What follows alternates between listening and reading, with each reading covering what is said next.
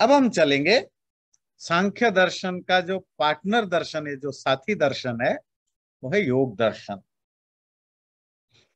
वैसे तो मुझे योग दर्शन को ही आखिर में लेना चाहिए था, क्योंकि योग दर्शन बाकी 5 दर्शनों के तरह नहीं है। उसकी ऑब्जेक्टिव, उसकी सब्जेक्ट भी बिल्कुल अलग है। वो किसी उसकी चर्चा नहीं करता है बिल्कुल, दुनिया कैसा है, आत्मा क्या है, परमात्मा क्या है, संसार कैसे बना, उन चीजों की बिल्कुल नहीं डिस्कस करता। वो ऑलरेडी 5 दर्शन शास्त्रों में डिस्कशन हो चुका है। योग दर्शन का पर्पस है जो 5 दर्शनों में जो आपने पढ़ा समझा, उसको कैसे आप रियलाइज करेंगे। तो योग दर्शन तो एक प्रैक्टिक्स जिसको कहते हैं, क्या बुक वो कहते हैं ना, जो जो प्रैक्टिकल बुक है ना, उसको कैसे आप, जैसे आप 5 दर्शन आप कभी कभी पूछते हैं ना, बहुत सारा सुनने के बाद, चलो वो तो समझ गया, पर बताइए मिलेगा कैसे आत्मा, कैसे सुख मिलेगा। तो जब 5 दर्शन लोगों ने पढ़ लिया, समझ लिया, तो लोग पूछेंगे कि भाई चलो समझ गया, पर मिलेगा कैसे। तो योग दर्शन पढ़ो। पर इसका अर्थ ये नहीं है, बाकी दर्शनों में इसकी चर्चा नहीं है कि कैसे हम इसको रियलाइज करें। हर दर्शन में इसकी चर्चा है, पर दोबारा बोलो, हर दर्शन का एक फोकस पॉइंट होता है, बाकी चीजें छोटी छोटी छोटी छोटी छोटी होती है। पर योग दर्शन का फोकस पॉइंट 100% उसकी फोकस है कैसे अचीव करना, बस। 100 तो नहीं, 95% उसकी जो मटेरियल है, बाकी 5% थोड़ी बहुत इधर उधर चर्चा है। तो इस नाते योग दर्शन बिल्कुल अलग है। और ये लास्ट में इसीलिए पढ़ना चाहिए क्योंकि जब 5 दर्शन को समझ गए, फिर आप इसको इम्प्लीमेंट कैसे लाइफ में करेंगे, तो योग दर्शन पढ़ना। पर हमने वेदांत को लास्ट में रखा, क्योंकि वेदांत के बाद जो सनातन धर्म में जो वेदांत दर्शन के कारण जो सेक्ट पैदा हुए, जो मॉडर्न फिलोसफी आए, उसकी चर्चा फिर रह जाएगी, क्योंकि ये बिल्कुल एक अलग सब्जेक्ट है, 6 दर्शन से अलग हो जाएगा। इसलिए उसको अलग से रखा कि आप इसको अच्छी तरह उनको समझ सके। तो योग दर्शन को हमने बीच में लिया, नहीं तो अगर खाली 6 दर्शन होता तो हम तो फिर तो योग को ही आखिर में रखते। चलिए योग दर्शन समझते हैं। तो योग दर्शन सांख्य दर्शन का ही पार्टनर है, साथी है। तो सांख्य का जो भी फिलोसॉफिकल थॉट है, पुरुष, प्रकृति, सृष्टि प्रक्रिया, वो सब योग दर्शन में ऑलरेडी है। तो वो पूरा, वो हाफ सांख्य है, हाफ योग है। तो इसलिए योग में इसकी चर्चा है, बहुत माइनर है। योग भी बहुत पुराना है ना। सांख्य और योग सबसे पुराने हैं, उसके बाद वैशेषिक का नंबर आता है। योग दर्श का जो सिंपल मीनिंग है, एक तो योग जो आम लोगों में आप बोलते हैं, और आजकल हर किसी भी वही बोलता है, योग मतलब यूनियन। पतंजलि योग दर्शन पढ़े, वहां यूनियन का कोई कंसेप्ट ही नहीं। योग के डिक्शनरी मीनिंग है यूनियन। युज धातु, जोड़ना। पर डिक्शनरी मीनिंग दर्शन शास्त्र में चलता कहाँ है, वो तो टर्मिनोलॉजी पर चलते हैं। ये तो आजकल सब गली गली में हर कोई स्कॉलर बन के घूमता है, तो वो तो जो मिल गया उसको वो बोल के चले जाते हैं। शास्त्र पढ़ेंगे तब तो समझ में आएगा। जो योग शब्द यूज हुआ है दर्शन शास्त्र में, युजी समाधौ। युज धातु या योग का अर्थ है the state of trance. Trance समझते हैं, जब आप इंद्रिय, मन और बुद्धि से परे चले गए, जहां केवल आत्मा रह जाए, जब आत्मा ही अकेला रह जाए आपकी नॉलेज के रूप में, नॉलेज के ऑब्जेक्ट के रूप में, और नॉलेज नोअर के रूप में। ज्ञाता, ज्ञेय और ज्ञान। ज्ञाता द नोअर, जो जान रहा है। ज्ञेय जिस चीज को जान रहा है। ज्ञान जो प्रोसेस है। ये तीनों के रूप में वो अकेला रह जाए, उस स्टेट को समाधि कहते हैं, वही योग है, जिसका दूसरा नाम केवलता, एब्सोल्यूटनेस। योग दर्शन इसी को योग कहते हैं। यहां जोड़ने फोड़ने का कोई कंसेप्ट ही नहीं है पतंजलि योग दर्शन में। वो आप अपने घर में जोड़िए रहिए, पर क्या है कि हर कोई बोलता रहता है योग। अब डिक्शनरी उठा लिया, आजकल तो सब अंग्रेज पढ़ने वाले सब स्कॉलर हो गए हर सब्जेक्ट में, तो वो तो झोला छाप डॉक्टर जैसे होते हैं। तो इसी तरह आजकल हर कोई हर मामले में झोला छाप मिलते हैं। तो जी योग क्या है जी? मिलना, किसका मिलना? आत्मा का परमात्मा से, आत्मा का उससे है ही नहीं योग दर्शन में, तो जबरदस्ती मिला रहे। तुम और एक योग ग्रंथ लिखो जिसमें ये साबित करो। बेचारे पतंजलि महर्षि व्यास तो ऐसा कुछ लिखते नहीं है कि मिलना, किसी को किसी से नहीं मिलना होता है। यहाँ पतंजलि की योग दर्शन का सिर्फ वही खत्म हो जाता है जहां आत्मा खुद को रियलाइज कर लेता है, उसके एब्सोल्यूटनेस। तो योग शब्द योग दर्शन में समाधि अर्थ में यूज हुआ, न कि कंजंक्शन या यूनिटी के अर्थ में यूज हुआ है। ये ध्यान दीजिएगा, है ना। और जब आप विवेक ख्याति, जो डिफरेंशिएट करना है, शरीर क्या है, आत्मा क्या है, मन क्या है, इस लेवल पर जाना चाहते हैं तो आप प्रैक्टिस करेंगे, कुछ ना कुछ करेंगे, जिसको तपस्या साधना जो भी कहते हैं। तो साधना होगी किससे? शरीर से नहीं, खाना पीना छोड़ने से नहीं, पद्मासन बना के बैठने से बोले नहीं, सारी प्रोसेस होगी माइंड से। तो इसीलिए, क्योंकि माइंड के द्वारा ही सारा कुछ होने वाला है, प्रॉब्लम का जड़ भी माइंड ही है, और माइंड के द्वारा ही आपको सल्यूशन भी माइंड के द्वारा ही मिलेगा। तो इसीलिए पतंजलि जो योग दर्शन है, उसका बहुत बड़ा जो पोर्शन है वो माइंड को समझने और एक्सप्लेन करने में बिताया गया। आप कह सकते हैं इस धरती का पहला माइंड से रिलेटेड या साइकोलॉजी से रिलेटेड जो पहला ग्रंथ है वो पतंजलि का योग दर्शन है। जैसे कल आप सुन रहे थे, इस धरती का जो कंसेप्ट ऑफ एटॉम से उसका पहला ग्रंथ है वैशेषिक दर्शन। इसी तरह माइंड की जो बारीकियां है, कैसे वो फंक्शन करता है, साइकोलॉजी, उसका पहला ग्रंथ जो एक स्टैंडर्डाइज ग्रंथ, वैसे तो वेदों में भी मंत्र वगैरह मिलते हैं, हम वेद की बात, वेद तो सबके ही फाउंडेशन है।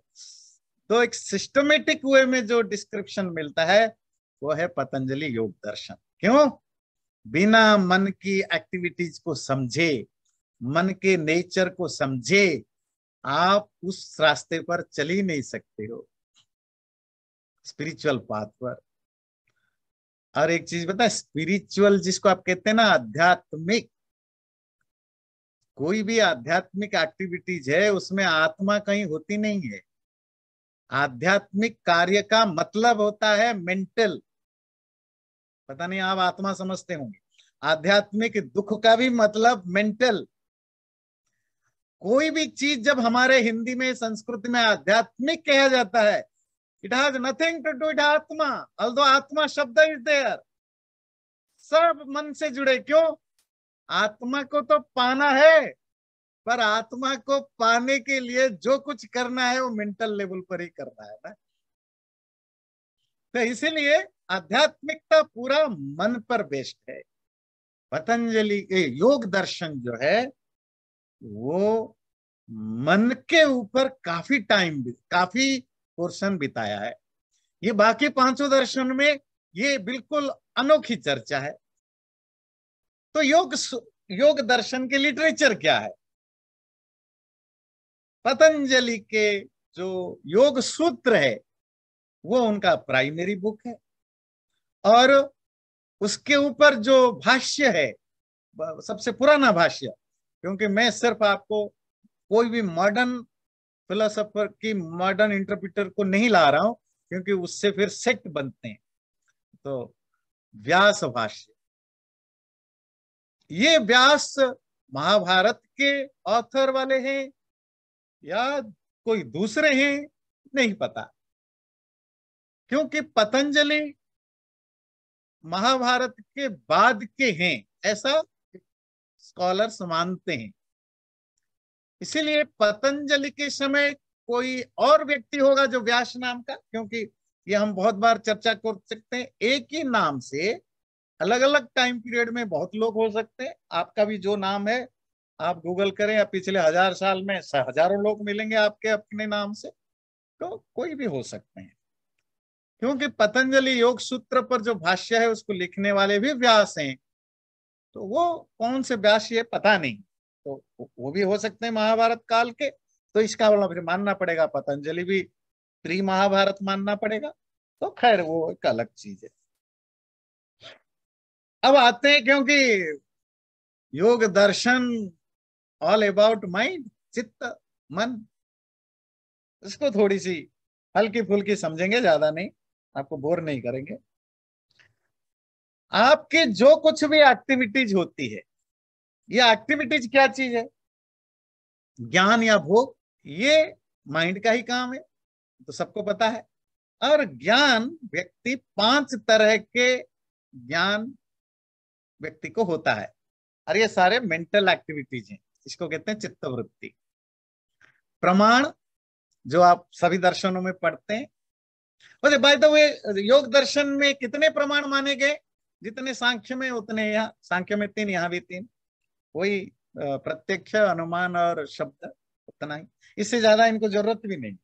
देखिए, हर दर्शन अपनी जरूरत के हिसाब से प्रमाण चूज करता है, तो ये 3 ही है। तो पहला तरह का ज्ञान होता है जो यथार्थ है, जो एक्यूरेट है, जो करेक्ट नॉलेज है, जो रियल नॉलेज, ये भी हम माइंड के द्वारा ही एक्वायर करते हैं। दूसरा है विपर्य, उल्टा ज्ञान, ठीक है ना? चोर को अच्छा समझना, अच्छा को चोर समझना, बुरा को अच्छा, अच्छा को बुरा, शरीर को आत्मा समझना, आत्मा को शरीर समझना, नित्य को अनित्य, अनित्य को नित्य। ये तो थोड़ी क्लासिकल हो जाते हैं, आम भाषा में समझाएं, मतलब जो जैसा है उसको ऐसा ना मानना, कुछ दूसरे ढंग से समझना, ये है उल्टा ज्ञान, विपर्य। ये भी हमें होता है, वो भी उसी माइंड का काम है। तीसरा है विकल्प। विपर्य अर्थात जो उल्टा ज्ञान है और जो सही ज्ञान है, उसमें एक चीज कॉमन है, क्या है पता है? जो उसकी बेस है, सपोज एक पेड़ है, अब आम के पेड़ को देख करके आम का पेड़ समझ रहे हो, ये सही ज्ञान। आम के पेड़ के देख करके अमरुद का पेड़ समझ रहे हो, गलत ज्ञान। पर अमरुद का पेड़, आम का पेड़ होना जरूरी है ना? आप सपोज ईश्वर जी को देख करके आप कहोगे ये अच्छे आदमी है या बुरे आदमी है, तो जो भी आप बोलोगे एक सही होगा, एक गलत होगा, पर ईश्वर जी को होना जरूरी है ना? पर विकल्प में किसी चीज के ना होने पर भी आपको ज्ञान हो जाता है। जैसे आपको पता है, किसी ने पूछा, इसके बाल बिल्कुल काले काले हैं, घने बाल है, 60-70 का हो गए हैं, एक भी बाल गिरा नहीं है, काले काले बाल है। आपने पूछा और आपके बाल उड़ गए। आपने पूछा भाई क्या किया आपने, आपके बाल तो सारे घने और काले। तो उसने बताया है कि मैं एक सीक्रेट चीज यूज करता हूँ। बोले क्या यूज करते हैं? बोले खरगोश की सींग की कंघी से बाल वो कम्बिंग करता हूँ। अच्छा, तो कहाँ मिलेगा? ये मिलेगा, हमारे एक वैद्य हैं, वो है, वहां मिलता है, $1000 में एक कंघी मिलती है, बस 1 साल तक करो तो बाल काले हो जाएंगे। आपने ना इधर देखा ना उधर देखा, बोले 1000 चाहे 1200 चाहे 500 चाहे, मुझे भी अपने बाल खड़े करने और काले बनाना है, जो मेरे लिए मंगवा दो। पर दूसरा आदमी को लगा, अच्छा मैं जरा गूगल करूं, है ना, खरगोश की सींग की कंघी कैसे होती है, तो गूगल में पता चला खरगोश का सींग ही नहीं होता है। अब जब खरगोश की सींग होता नहीं है, पर हजारों लोगों को ज्ञान हो गया कि खरगोश की सींग की कंगियां बिकती है। ये जो ज्ञान हुआ, ये ज्ञान कैसा ज्ञान है जो एक्चुअल है ही नहीं। चलो हिरण की सींग को खरगोश का सींग बता दे तो विपर्य होगा, पर सींग होता ही नहीं तब भी बता दिया। जी मैं भगवान को पूछता हूं फूलों से। कैसे फूलों? आकाश कुसुम से। आकाश कुसुम समझते हैं? स्पेस फ्लावर, ऐसे फ्लावर जो स्पेस में खिलते हैं। तो मैं स्पेस शटल से जाता हूं, तो एक बार ले आता हूं 2-4 किलो फूल, उसी से मैं पूछता हूं, तभी मुझे सिद्धियां मिलती है। तो आप हंसेंगे, पर यकीन मानिए करोड़ों के लोग मान मान जाएंगे, करोड़ों करोड़ों लोग। सारा रिलीजन तो विकल्प पर ही चलता है। दुनिया के जितने रिलीजियंस हैं वो किस पर चलता है? ये जो स्वर्ग क्या चीज है? स्वर्ग एक विकल्प है ना, मतलब कि रियली एग्जिस्ट नहीं करता, पर करोड़ों लोगों में को पता है, मानते हैं। खाली मानते नहीं, वो आपको हमको मारने के लिए भी तैयार बैठे हैं, क्योंकि आपको हमको काफिरों को मारने से उनको वो स्वर्ग मिलेगा। पर स्वर्ग नामक कोई चीज होता नहीं है ना। तो विकल्प, ये ज्ञान भी हमें भी होता है। चौथा, निद्रा। जब आप सोते हैं तो सोने की दो स्टेजेस हैं। हल्की नींद, जिसमें आप ड्रीम स्टेट होता है, सपने देखते हैं। एक सुषुप्ति जो गाढ़ नींद है, जो डीप स्लीप है, जिसमें सपने तो नहीं होते हैं, पर आप वो खुशी को एंजॉय करते हो, है ना। गाढ़ नींद की जो एक आनंद होता है, ये जो खुशी है, या जो ये भी एक ज्ञान है। मैं डिटेल में नहीं जाऊंगा, फिर वो टाइम बीत जाए। ये भी एक ज्ञान है। तो ये ज्ञान भी माइंड के द्वारा ही होता है। वो निद्रा, स्लीप, सोने की अवस्था में जो ज्ञान। और पांचवा होता है स्मृति। ये जो चार तरह का ज्ञान हुआ, करेक्ट नॉलेज, सही ज्ञान, उल्टा ज्ञान, ऐसा ज्ञान जो फिक्शन या इमेजिनरी है, विकल्प, और चौथा जो सोते अवस्था में जो ज्ञान हुआ। ये चारों ज्ञान जब हो गए, उनकी एक मेमोरी बनती है। ये मेमोरी कहाँ बनती है? वो भी उसी माइंड में ही बनती है, स्मृति। तो माइंड के ये 5 तरह के एक्टिविटीज बेसिकली हैं। सही ज्ञान, गलत ज्ञान, इमेजिनेशन, कल्पना, काल्पनिक ज्ञान, निद्रा और मेमोरी। और जो आपका हमारा जो मन है, वो 5 तरह की उसकी हालत स्टेट बने रहते। हमारा mind most of time wandering, घूमता रहता है। क्लास में बैठे तो घर की याद आ गई, घर में बैठे तो क्लास की याद आ जाती है। 6 बज गया, क्लास जाना है। घर में बैठे टीवी देख रहे हैं, क्लास की याद आ गई, अब टीवी में मन नहीं है। और क्लास में आ गए 2 मिनट के बाद, अच्छा वो बाजार जाना था। है ना? नहीं। तो आप जहां भी है, आपका माइंड कहीं और पहुंच जाता है। ऑलवेज वंडरिंग, भागता रहता है। ये माइंड की एक स्टेट है। ये जो मैं बता रहा हूँ पतंजलि योग सूत्र में, जो माइंड की बेसिक, इसको कहते हैं क्षिप्त स्टेट। इसी तरह दूसरा है विक्षिप्त, जो कॉन्स्टेंटली डिस्ट्रैक्टेड होता है, कॉन्स्टेंटली चेंज होता रहता है। तीसरा है जब इन्फैचुएटेड, मूढ़, अर्थात आप चीजों को आज इट इज जान नहीं पा रहे हो, समझ नहीं पा रहे हो, ग्रास्प नहीं कर पा रहे हो, क्योंकि एक्सट्रीमली डिल्यूजन है। और हमारे लाइफ में डिल्यूजन भरा रहता है, डे टू डे लाइफ बात कर रहा हूं। चौथा, हमारी माइंड कभी कभी सिंगल पॉइंटेड होता है, फोकस्ड होता है। कोई चीज अच्छी लगती है, आपकी मनपसंद टीवी में गेम, स्पोर्ट्स चल रहा है, वहां आंखें फाड़ के बिल्कुल घुसे रहते हैं आप। पता ही नहीं चलता है कि आगे पीछे क्या हो रहा है।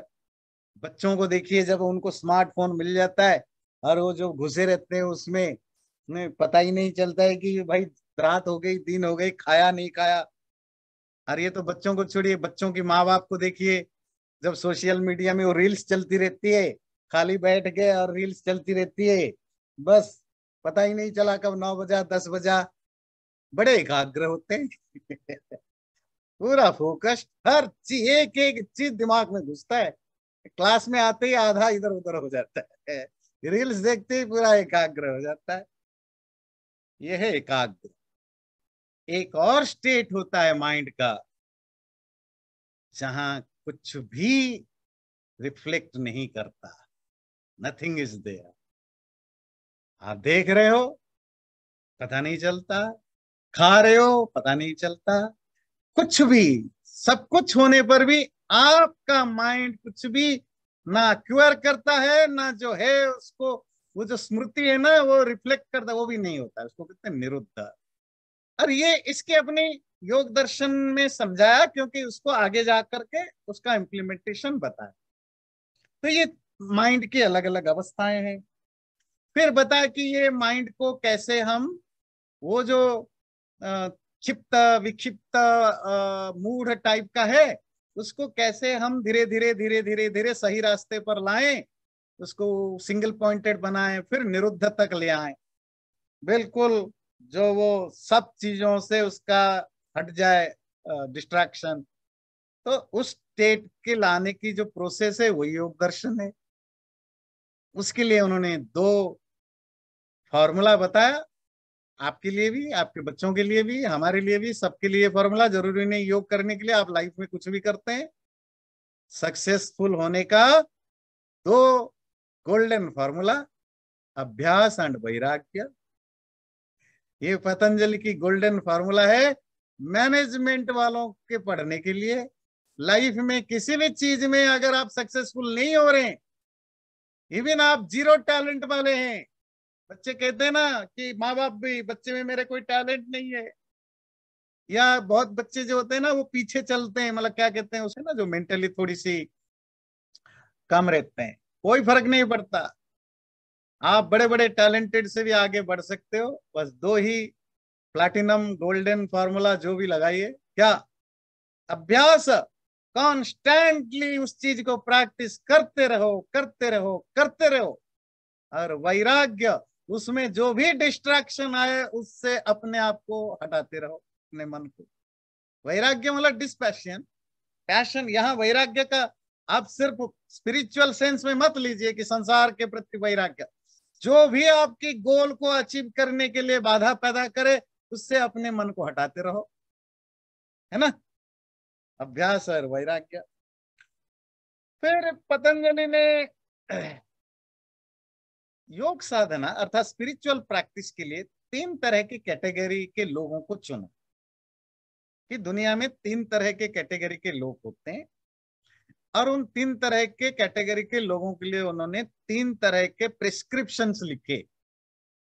ध्यान दीजिए, पहली कैटेगरी, जो लोग ऑलरेडी पिछले पूर्व जन्म के प्रैक्टिस के कारण, साधना के कारण ऑलरेडी काफी 70 80 90% उस लेवल पर पहुंच चुके हैं। और आपको पता है कर्म सिद्धांत में कोई भी चीज बेकार नहीं जाता है, आप पिछले जन्म में भी क्या है वो इस जन्म में वो कंटिन्यू करेगा। तो वो लोग जो ऑलरेडी काफी ज्यादा क्लोज हो चुके हैं अचीव गोल के पास, वो एक कैटेगरी के लोग हैं। उनके लिए उन्होंने जो सबसे पहला पाद क्या है, समाधि पाद। फिर जो लोग काफी हद तक तो समझदार हैं, स्मार्ट हैं, थोड़ी बहुत तो उनकी प्रैक्टिस ऑलरेडी पिछले जन्म से कंटिन्यू कर रहा है या इस जन्म से कंटिन्यू कर रहा है, बस क्या है कि उनकी गाड़ी लाइन पर नहीं आ पा रही, उनको थोड़ी सी हल्की सी वो क्या कहते हैं चेंज की, कुछ कुछ प्रॉपर गाइडेंस की जरूरत है। तो उसके लिए जो उन्होंने प्रिस्क्राइब किया उसको उन्होंने कहा क्रिया योग। और उन्होंने कहा बस आपको तीन चीजें करना है, तप, स्वाध्याय, ईश्वर प्रणिधान।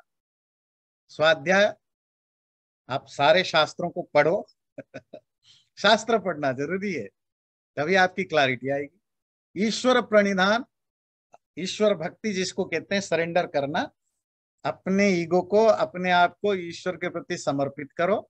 और तपः, तप मतलब द्वंद्व सहनम, जो पेयर्स ऑफ अपोजिट हैं, दो एक दूसरे से विरोधी जो चीजें हैं उनको सहने की आदत डालो। सुख हो, दुख हो, निंदा, प्रशंसा, गर्मी, ठंड, अच्छा बुरा, जो भी है, शत्रु मित्र, इन सभी में जो दो अपोजिट चीजें हैं उनमें अपने मन को एक जैसा बनाने की प्रैक्टिस करो। ये तीन चीजें करो तो तुम्हारी आगे की गाड़ी अपने आप निकल जाएगी। और थर्ड कैटेगरी के लोग जो बिल्कुल बिगनर्स हैं, है ना, जो बिल्कुल फ्रेश हैं, जिनको कुछ पता नहीं, ज्यादा कुछ जानते नहीं है, बस उनकी श्रद्धा बनी कि नहीं हमें इस रास्ते पर जाना है, उनके लिए पतंजलि ने प्रिस्क्राइब की अष्टांग योग, जिसको आप कहते हैं यम। उसमें पांच, है ना, अहिंसा, सत्य, अस्तेय आदि। फिर नियम, जिसमें आपके पांच, वो भी पांच है, शौच, संतोष, तपस्वाध्याय। मैं डिटेल में नहीं जाऊंगा। फिर यम नियम करो, मतलब आपकी जो बिहेवियर है, कंडक्ट है, जो एटीट्यूड है, इसको चेंज करो, अच्छा बनाओ। फिर आए यम नियम आसन। योग दर्शन का जो आसन है, वो जो आप आसन करते हैं उससे कोई लेन देन नहीं, वो हठ योग का आसन है, वो हेल्थ को ठीक रखने के लिए है। पतंजलि योग दर्शन का आसन सिर्फ इतना है। ऐसा कुछ प्रैक्टिस करो जिससे कि तुम फिजिकली इतना फिट रहो, किसी भी स्टेट में बैठो, स्थिर लंबे देर तक बैठ सको, और सुख अर्थ है, और आपको उसमें पेन ना हो। आप खड़े होकर रहना चाहते हो, पद्मासन में बैठना चाहते हो, वज्रासन में बैठना चाहते हो, जिस भी पोस्चर में आप रहो, उस पोस्चर में आप 2 घंटे, 5 घंटे, 8 घंटे, 10 घंटे, जरूरत पड़ने पर 24 आवर्स, जरूरत पड़ने पर 7 डेज, 7 दिन, आप उसी, हाँ बिल्कुल, जैसे जैसे आपकी प्रैक्टिस बढ़ेगी आप सालों साल उसी स्टेज में बैठे रहेंगे, मिलेंगे। ऐसा होता है, पर उसको प्रैक्टिस करो, वो है आसन। प्राणायाम, जो प्राणायाम आप करते हैं वो हठ योग है, जो हेल्थ के लिए है, हेल्पफुल है, स्पिरिचुअलिटी के लिए नहीं। जो पतंजलि का प्राणायाम है वो श्वास छेद है, वो सिर्फ 4 तरह के हैं। सांस को छोड़ो, रोक दो, सांस को लो, रोक दो, सांस जहां है वहीं रोक दो। चौथा, सांस जहां जा रहा है उसके अपोजिट साइड में उसको धकेलो। अगर सांस आप ब्रीद आउट हो रहा है नेचुरली, उसको ब्रीद इन कराओ, अगर ब्रीद इन हो रहा है उसको ब्रीद आउट कराओ। इससे सबसे टफ वाला यही है, बाह्याभ्यंतर स्तंभ वृत्ति। उसको कहते हैं बाह्य, आभ्यंतर, स्तंभ और बाह्याभ्यंतर। तो योग दर्शन का जो प्राणायाम है उसका उद्देश्य है आपकी सांसों की गति को स्टॉप करना और लंबे देर तक मेंटेन करना, क्योंकि जरूरत पड़ने पर आप 2 मिनट, 5 मिनट, 10 मिनट, महीनों तक आप सांस आपकी ना चले तो भी आप जिंदा मिले। ये है योग दर्शन की प्राणायाम का ऑब्जेक्टिव। हठ योग का दूसरा है। तो कभी कभी लोग योग दर्शन के भी हठ योग को घुसा लेते हैं, वो एक अलग चीज है, ये एक अलग चीज है। फिर आसन प्राणायाम प्रत्याहार।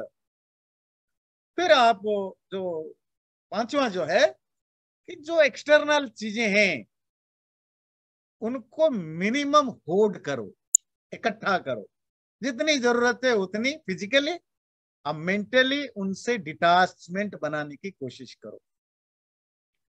माइंड को वहां इंटरेस्टिंग, सामने पड़ एक ऐसी स्टेज आ जाए कि सामने कितने भी बढ़िया खाना पड़ा हो और आपको कितना भी भूख लगता हो, उसका मन ही ना हो। प्रत्याहार।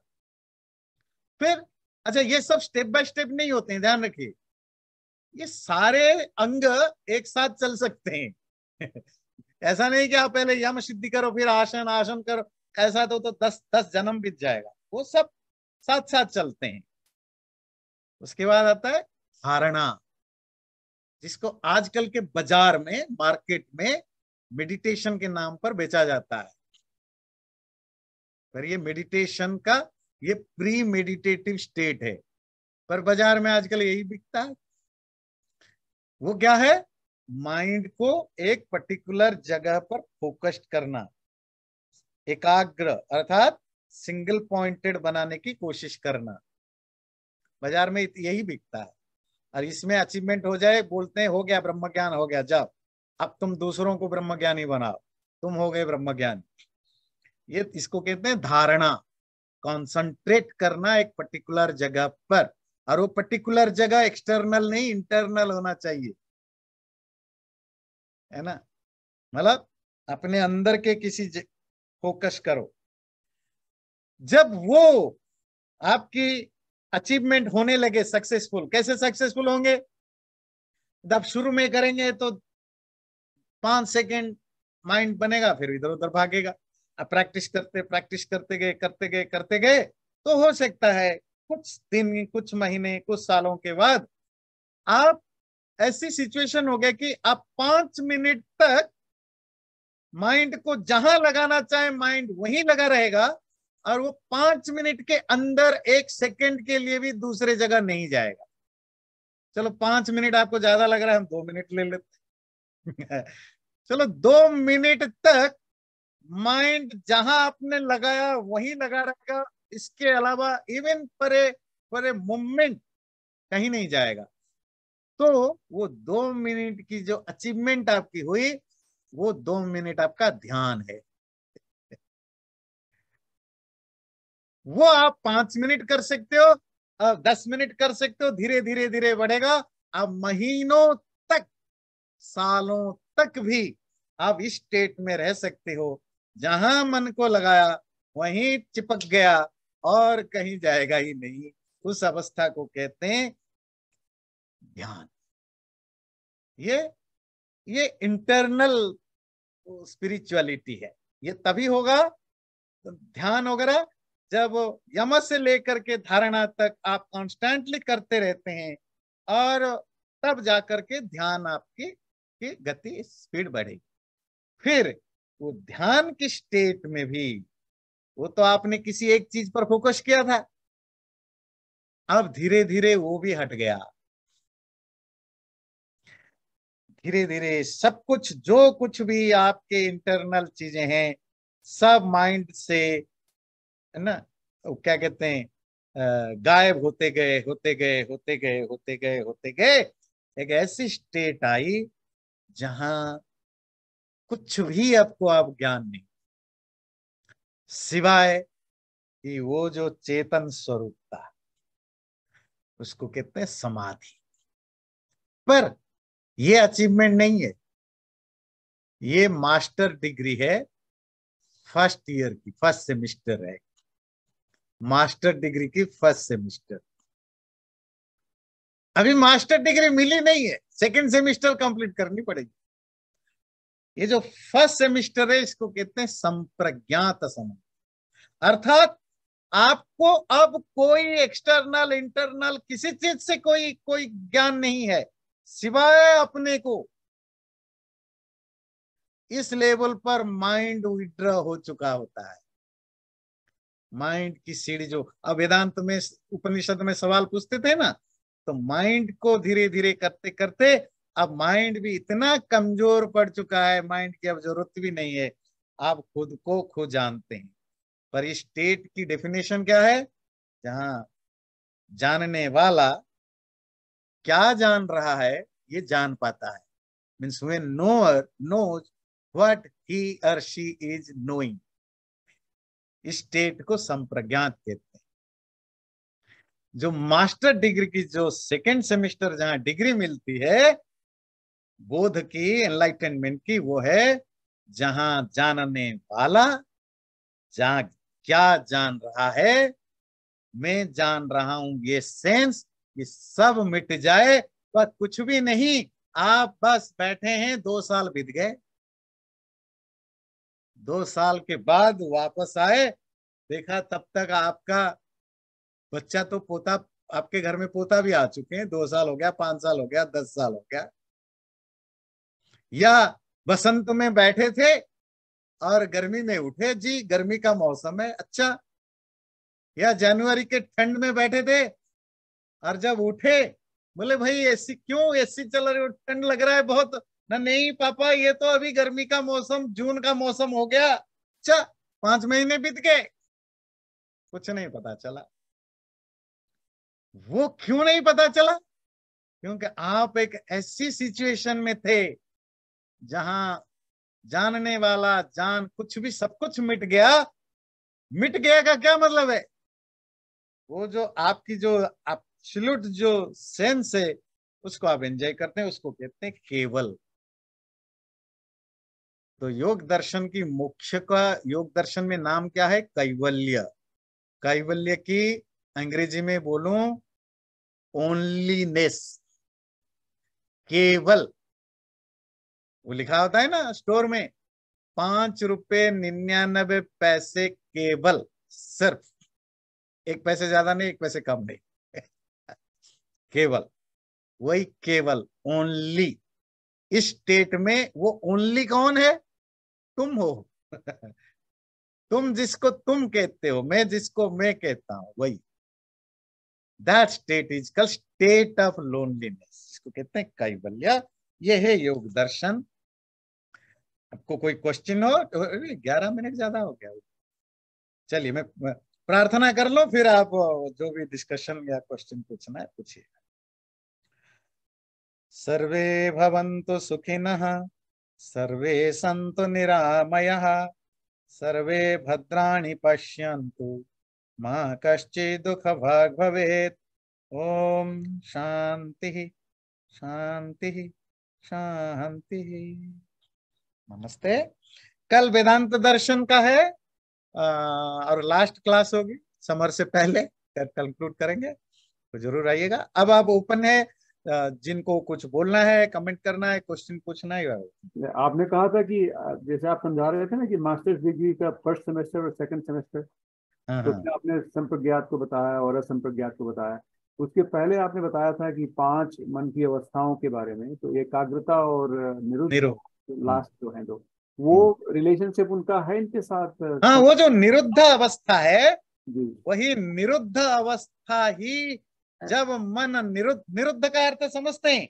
जी बिल्कुल, कुछ कोई आउटलेट प्रोहिबिटेड, नहीं। रोक दिया गया, बस, जब हाँ, मन में और किसी तरह का फंक्शन होना ही नहीं है, जी जी उस स्टेट में आपको संप्रज्ञात समाधि तक आप पहुंच, वहीं तक मन की सीढ़ी है निरुद्ध के आने पर।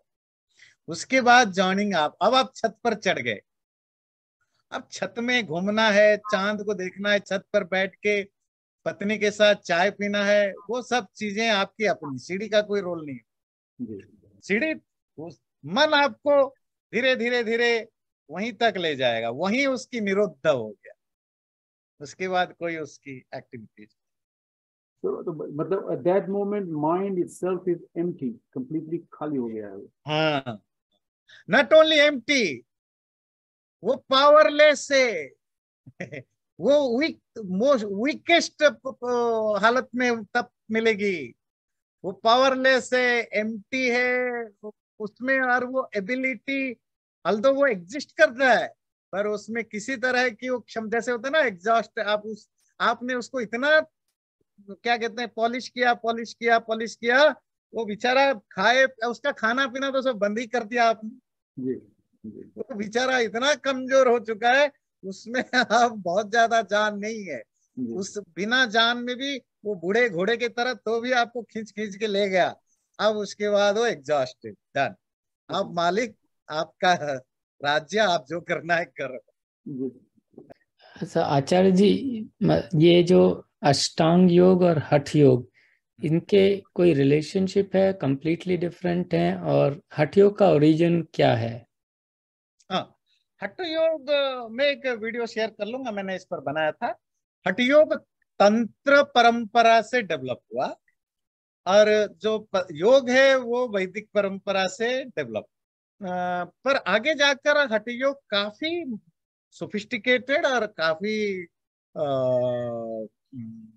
देखिए आज दुनिया में जो भी आप योग के नाम पर करते हैं, वो सारे के सारे हठ योगी हैं। तो प्राणायाम के जो, उसको प्राणायाम एक्चुअली नहीं कहेंगे। प्राणायाम का लिटरली नहीं होता है, प्राणों का आयाम, एक्सपेंशन। प्राण को इतना एक्सपेंड कर दो कि 4 घंटे तक रुका रहे, 5 घंटे तक रहे। जो हठ योग में वो प्राण अभ्यास है। आप कपालभाति, अनुलोम विलोम, भस्त्रिका जो भी करते हैं, उससे आप अपने प्राण को स्ट्रंगर बनाते, मजबूत बनाते हैं, है ना। नहीं तो हर चीज, आसन, फिजिकली आप फिट रहते हैं।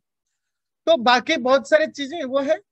आज के डेट में बहुत सारे लोग मार्केट के कारण हठ योग और पतंजलि योग को मिक्स कर दिया, जबकि पतंजलि योग प्योरली एक फिलॉसफी बेस्ड स्पिरिचुअल प्रैक्टिस है। हठ योग एक फिजिकल एंड मेंटल स्टेट को चेंज करने की अवस्था है। तो दोनों की गोल और पर्पस और जो तरीका वो अलग अलग है। आज के डेट में तो सब कुछ तंत्र भी वैष्णव में मिल चुका है। बौद्ध दर्शन जो बहुत ही प्योर, जिसको कहते हैं प्यूरिटी बेस्ड रिलीजन है, 100% तांत्रिक बन चुका है। तो बात समझ में आती है। तो हम तो आजकल के इंडिक रिलीजन में वो प्यूरिटी तो बहुत कम दिखाई देगा, और वो प्यूरिटी इन द सेंस तंत्र बहुत हावी हो गया है। और हठ योग, वो जो कुंडलिनी जागरण वगैरह, ये वैदिक योग परंपरा में कहीं नहीं मिलेगा। चक्र, कुंडलिनी, सहस्रार, ये सब तंत्र परंपरा के हैं, हठ योग के हैं। इनका पतंजलि से, वैदिक गीता से या उपनिषद से, वेदांत से कोई दूर दूर का रिश्ता नहीं। ठीक है। अब इनकी हिस्ट्री क्या है, मैं आपको कभी वो वीडियो मैंने बना रखा है, वो भेज दूंगा हठ योग की डिटेल से। आचार्य जी, एक ये जो आपने बताया कि मूल प्रकृति 3 गुणों से बनी है, और कुछ कुछ कई जगह ये भी कहते हैं जैसे एटॉमिक स्ट्रक्चर भी उसमें भी 3 है, इलेक्ट्रॉन, प्रोटॉन, न्यूट्रॉन, और रज को जो है वो इलेक्ट्रॉन से सिमिलरिटी करते हैं, और न्यूट्रॉन को आपके उससे, तो ऐसा कुछ मतलब कुछ हमारी देखिए ये साइंस है, हमारा दर्शन है। वैशेषिक दर्शन में भी परमाणु सिद्धांत है, वो भी वही एटॉमिक पार्टिकल्स की बात करता है। सांख्य उसको सत्व रज तम गुण कहता है। मॉडर्न फिजिक्स जो भी इलेक्ट्रॉन, न्यूट्रॉन, प्रोटॉन कहता है।